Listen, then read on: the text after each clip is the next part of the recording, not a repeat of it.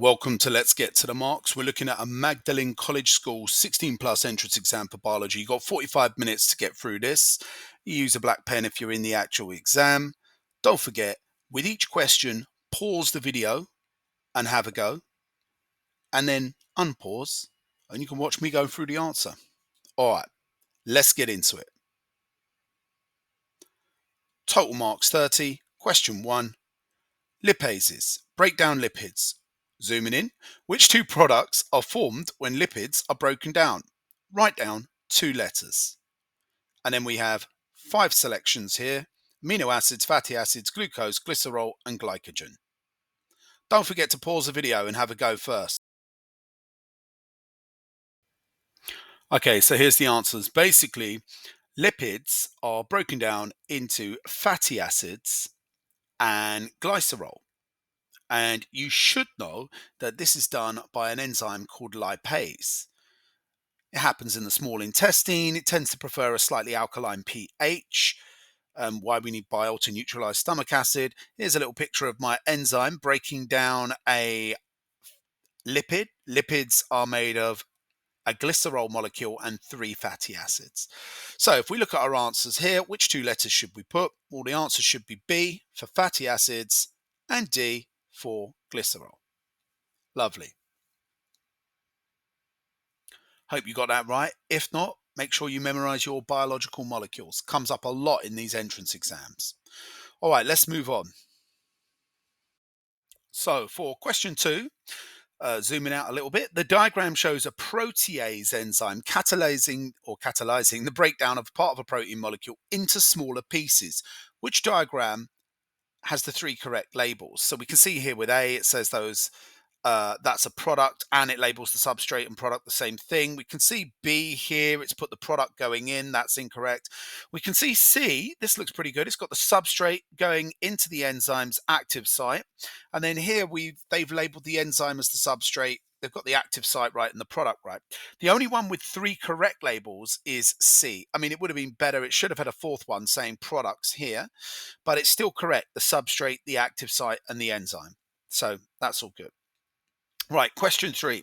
The diagram shows some apparatus used to investigate respiration. Yeast, warm water, and substance Z were put in a test tube. After a while, the lime water down here in this boiling tube or test tube has gone cloudy. What is the substance Z? Well, what do you know about lime water? What does it test for? You should know that lime water tests for carbon dioxide.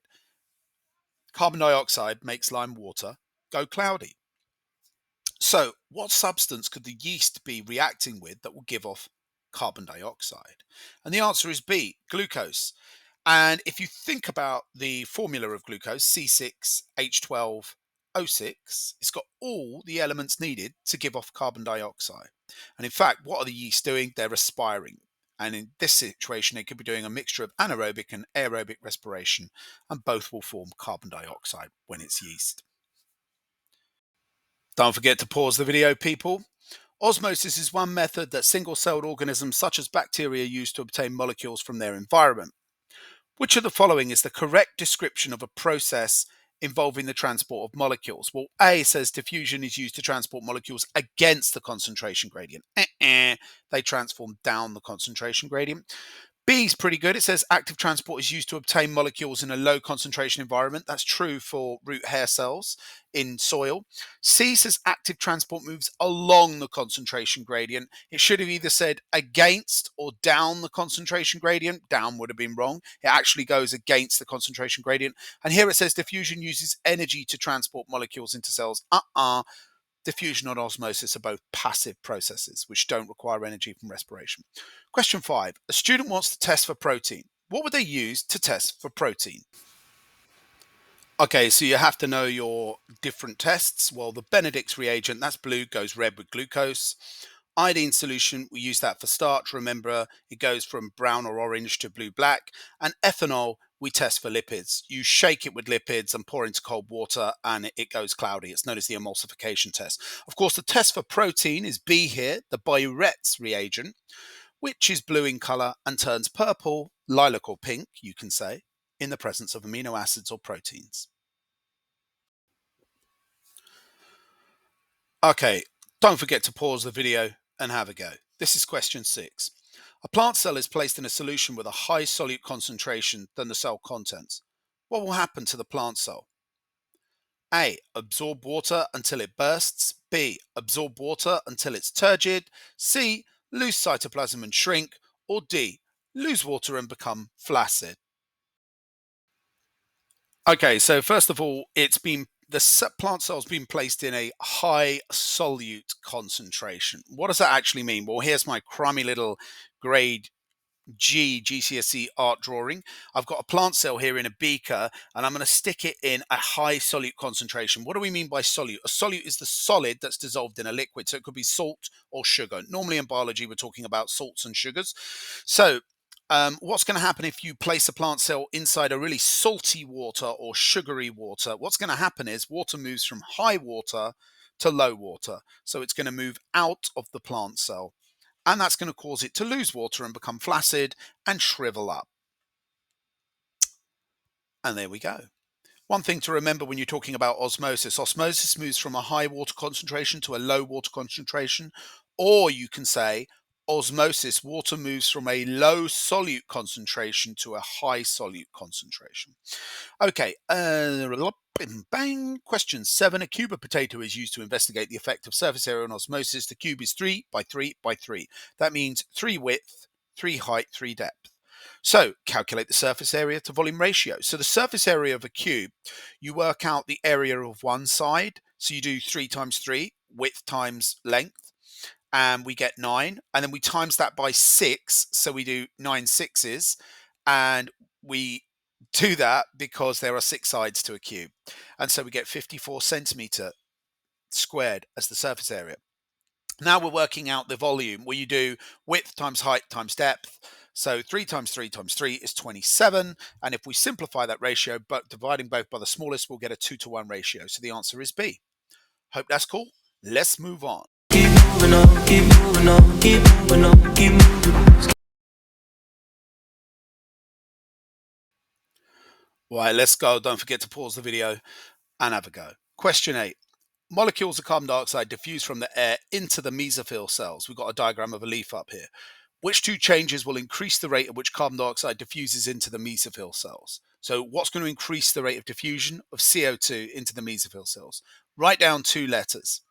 So carbon dioxide diffuses in for photosynthesis. So let's have a little look. Question 8. If you had a decreased number of chloroplasts, well, no, that means you'd have less photosynthesis, so less demand for carbon dioxide. B, decreased surface area of the cells. Well, obviously, if you had a decreased surface area, you get less diffusion.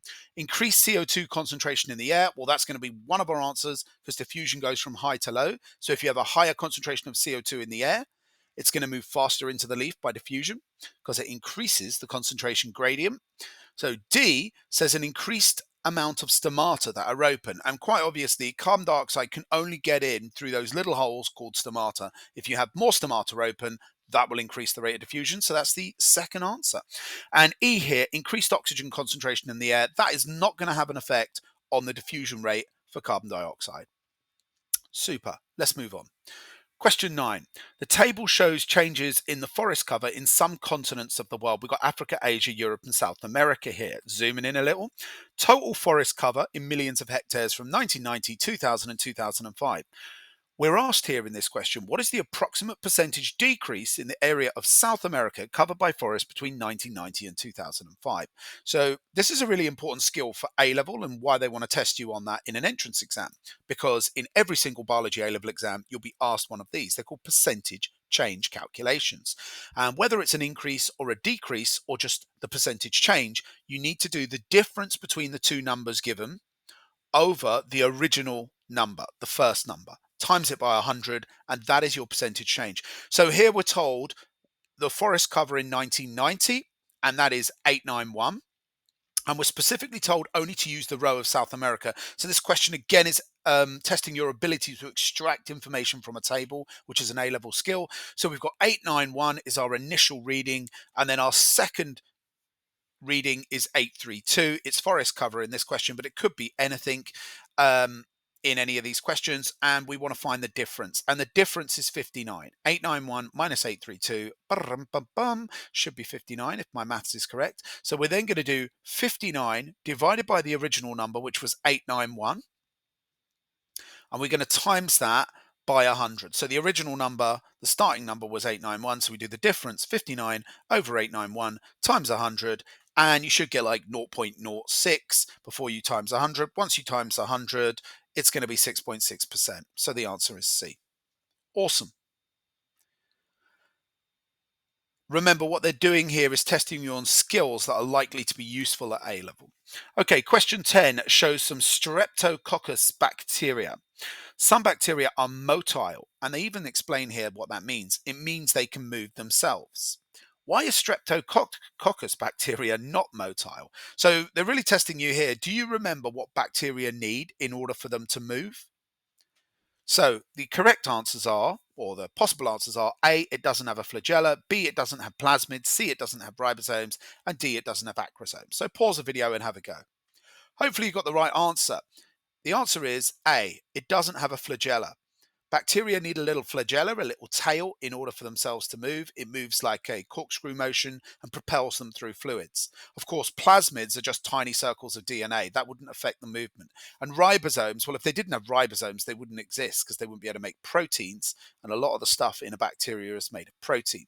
And D, it doesn't have an acrosome. Well, an acrosome is something you find on a sperm cell that contains enzymes to secrete for digesting the egg wall. Okay, let's have a little look here. Question 11. Anaerobic respiration is a process in living organisms. Which of these is a balanced chemical equation for aerobic respiration? So we're looking at aerobic respiration. So I like to always just straight away look down the list and cancel out. Aerobic means oxygen. Look, B, there's no oxygen involved. And C, no oxygen involved. So actually, there's no oxygen in the reactant side. We can cross out B and C. Now, A and D both have oxygen. Great. They're aerobic. However, look at A. It only produces carbon dioxide. Well, that's impossible because you can see there's 12 hydrogens. What happened to the hydrogen? So that's an incorrect formula. We can see here with D, the hydrogen has ended up in these 6 water molecules, and that is an equation worth learning off by heart. That is the balanced equation for aerobic respiration. Okay, 12. The diagram shows a cell. Which type of cell does the diagram show? A, animal, B, bacterial, C, fungus, or A, plant? Pause the video, have a go. All right, I'm sure you know this one. Dead easy. It's a plant cell. But beware, bacteria, fungi, and plants all have cell walls. So that's not the defining factor that makes it a plant. It's the fact that there are chloroplasts in there, those big kind of oval organelles, and also there's that massive permanent vacuole, which is the giveaway for a plant cell. 13. The statements below describe conditions required for some molecules to move into a cell. You need a concentration gradient. You can use ATP. Which of these statements is correct for osmosis? Well, do we need a concentration gradient for the movement of water? Well, yes. Osmosis is the movement of water from a high concentration to a low concentration across a permeable membrane. But do we need to use ATP? No, it's a passive process. Okay, passive, what does that mean? It doesn't require energy. It uses the natural energy of the universe that's around it in its environment. It doesn't require extra energy from respiration. And that energy from respiration is called ATP. Okay, question 14. Plant and animal cells have some features in common and some differences. Which of these structures is not found in an animal cell? So we've got cell membrane, cell wall, mitochondria, nucleus. You know this one. Animal cells do not have a cell wall. It's why animal cells will explode if put in a pure water solution. You get hemolysis, which is when blood cells are put into pure water and they swell up and explode. They don't have a cell wall. Which of these substances is a carbohydrate stored in plant cells? So the carbohydrate stored in plant cells here is going to be D, starch. It's made of glucose, and it's a big long chain of glucose coiled up into a massive polymer. It's insoluble and found in plant cells.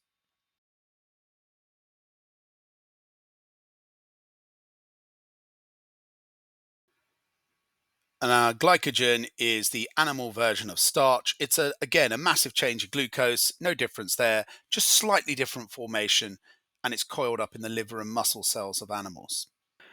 Now you might notice my weird blue rectangle moving about with a fish drawing on it. Oh, well, it's disappeared, so I'll add it back.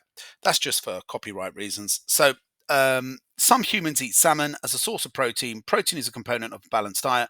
Which statement describes what happens to salmon protein in the human stomach? Well, salmon protein is just like any other protein. So you're looking for that. What happens to proteins? And the answer is A. They're digested into amino acids, and you should know your biological molecules. Proteins get digested by protease into amino acids. The low pH thing is just to throw you off, or the mention of pH. Hydrochloric acid does create the ideal conditions for the enzyme protease because it has a low pH. Okie dokie. Pause the video. Have a go at this next question. Right. 17. Wheat seeds contain stores of a large insoluble molecule. The molecule's digested by amylase as the seed germinates. What's the name of it? You know this one. The answer's starch. We also have amylase in the salivary glands of animals that help digest starch into maltose. Seeds have amylase as well. Okay, now we're going to have a little look here at question 18, zooming out a bit so we can get it all in. A student uses this apparatus to investigate the effect of light intensity on the rate of gas production in pondweed. So they've got a lamp, they've got a ruler to control the light intensity, keep the distance the same. They're measuring the amount of bubbles of gas coming off of the pondweed in the water. Basically, what is the type of gas? What gas is coming off of the pondweed? You know the answer can either be oxygen or carbon dioxide, but the plant is photosynthesizing, so it's oxygen bubbles that are coming off. Okay, unless you prevent the plant photosynthesizing, it's going to use any carbon dioxide for photosynthesis. Now, this next question shows the structure of a leaf. We've got parts labeled with different letters. Which part of the leaf transports amino acids? You're looking for the vascular bundle. Specifically, you're looking for the phloem, which transports digestive food molecules like amino acids and sucrose or glucose. So we're looking at B. Okay. The next part is going to ask us which part absorbs the most sunlight. And that's a special type of cell. It's not the first layer of cells. They're called the upper epidermis, which is Q. They're transparent. It's actually R that absorbs the sunlight. R, you can see these rectangular or column-like cells packed tightly together just below the upper epidermis, which is see-through to let the light in. And R is what absorbs the sunlight. Contains lots of chloroplasts and chlorophyll. And R, of course, is the palisade cells. You may have heard of those before. Packed with chlorophyll, held in the organelles, chloroplasts, for absorbing sunlight. It's the site of photosynthesis in the leaf, the palisade mesophyll tissue. Okay, so the answer for that one was C. Next one says 22 we're looking at now. That's the same one I just did. So 21. So 22. Which part reduces the amount of... 21, getting myself all mixed up. Which part transports the products of photosynthesis?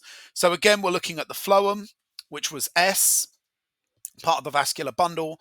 Glucose is produced during photosynthesis, amino acids, and they will be sent along, transported in the phloem. 22, which part reduces the amount of water escaping? So that is P, and that is known as the waxy cuticle. Now, it's a chemical. It's not actually a tissue. The waxy cuticle is produced by the upper epidermis. The upper epidermis Q is a tissue made of cells called upper epidermal cells, and they're transparent, and they produce the chemical P, which is known as the waxy cuticle. It's made of fats and lipids, which is why plants need to make fats. When they produce glucose in photosynthesis, they can turn some of that glucose into fats. Right, 23. In which of these is hydrochloric acid found or produced? That's going to be your stomach. Hydrochloric acid, so the stomach is B. The answer is B. Hydrochloric acid has two jobs. One is to kill bacteria, and the other is to create the optimum pH, a pH of 2, for the protease enzymes like pepsin to digest proteins. In which of these parts is feces stored? Not excreted, but stored. So where does your poo get stored? And that's D. Feces is stored in the area known as the rectum. It's excreted from the anus, but D is the rectum, where we store the feces before excretion. Now let's go to 25. Diagram shows a horse. Looking at the lungs of a horse, what part is labeled X? So just think about humans. Feel along your throat. What is that tube that leads to the lungs? You should know it's the trachea. They've got a little trick one here, the esophagus, that runs next to it, but that carries food to your stomach, the esophagus. So C would be a common mistake, but it's actually D, the trachea, because we're looking specifically at the breathing, at the lungs, and the respiratory part of the horse. Okay, 26. An experiment was carried out to investigate the effect of pH on enzyme action. The graph shows the results. So we've got a y-axis, x-axis. What does this graph look like it's showing? What are the labels? Well, this is a graph. This could either be for temperature and rate of reaction, but there's no temperature there. So it's pH and rate of reaction. What this shows is that each enzyme needs an optimum pH. And either side of that, the enzyme becomes denatured. Its active site loses. So here's the optimum part, the peak of that graph. Either side of that, the enzyme loses its ability to fit like a lock and key with the substrate because its active site becomes denatured. 27 shows an experiment to investigate the anaerobic respiration in yeast cells. So what we have here is tube A, which has got yeast cells and some glucose. They're going to be respiring. Now we want them to do anaerobic, so they've piled on some liquid paraffin at the top here. And then over in the next tube, we can see some gas bubbles and some indicator. What is the purpose of the liquid paraffin? Is it to prevent evaporation? No, it's to stop air getting in. The key here is it's anaerobic. We want to stop specifically oxygen getting in. So we're forcing the yeast cells to respire without oxygen.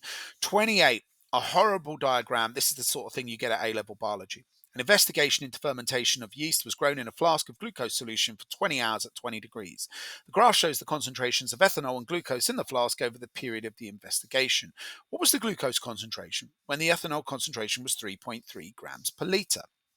So all we have to do here is find out where it is 3.3, which is over here. That's the ethanol concentration. Draw a line across to the opposite side of the graph and read off what the glucose concentration would have been. And the glucose concentration at 3.3 is sort of 6.6, 6.8. It's just before 7, so I don't know, somewhere like 6.6 to 6.8, somewhere around there. So we're going to look at our answers A, B, C, and D and see which one is the closest to this. I'm not zooming in to see accurately enough, but essentially this is testing your graph reading skills. And if you don't like graphs, you're going to be in for a shock in A-level biology. There's loads of these type of graphs where both axes are labeled, where you've got the X, the Y, and you've got another axis labeled, and you've got keys, and you've got different lines. That happens a lot in biology. So if you hate that stuff, 10% of your biology is going to be reading graphs like that. Okay, 29. The graph shows the effect of increasing carbon dioxide concentration on the rate of photosynthesis. So we've got rate of photosynthesis on the left, carbon dioxide concentration underneath. Look what happens as you increase the carbon dioxide concentration. The rate goes up. You see that curve? The rate is going up. So as you feed the plant more carbon dioxide, it photosynthesizes quicker, except for between X and Y, it plateaus. So which factors could be limiting at X and Y? Could it be the starch concentration and the light intensity? Well, no. Could it be C, temperature and carbon dioxide? Well, it can't be the carbon dioxide concentration because we're increasing it, so that can't be limiting it. It's actually temperature and light. There are 3 limiting factors of photosynthesis. It's CO2, temperature, and light. And obviously, as we give it more carbon dioxide, it's not increasing. So the carbon dioxide is no longer the limiting factor. So it must be temperature or light. The apparatus shown was used to investigate the rate of respiration in yeast at 20 degrees. Very similar to the last one. The only difference, they're using oil instead of paraffin. Very similar to the other, I think, question 27. It says, which of the following changes would decrease the rate? So if we increase the thickness of the oil, a lot of people might go for that. Oh, yeah, if increase the thickness of the oil, less air will get in. No, it didn't say we're doing aerobic respiration. So it could be doing anaerobic respiration. So that's not going to affect it. Increase the temperature of the glucose solution by 1 degree. Well, that's not going to decrease the rate. That will increase the rate. If you make a higher temperature, you get more collisions between the substrate and the active site of enzymes. So that would increase the rate of reaction. C, decrease the concentration of the glucose by 1%. Yeah, that is a 20% decrease of that glucose solution. So that is going to have a massive effect. Less glucose means less respiration because the glucose is going to not combine with enzymes as quickly. You're going to slow down the kinetic, you're going to lower the kinetic energy, less particle collisions. So yeah, C's your answer. And that's the end of the paper. Hope you enjoyed. Subscribe, like, let's get to the marks. You're still here? It's over.